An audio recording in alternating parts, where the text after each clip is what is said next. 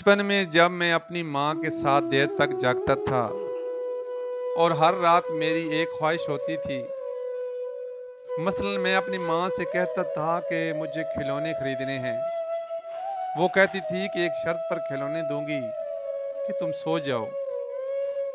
ایک رات میں نے پوچھا، جب میں بڑا ہو جاؤں گا تو کیا میرے خواب پورے ہوں گے؟ میری ماں نے کہا، ہاں پورے ہوں گے اگر تم سو جاؤ تو۔ میں ہر رات خوشی سے سوتا اور جب بڑا ہوا تو میرے خواب چھوٹے ہو گئے۔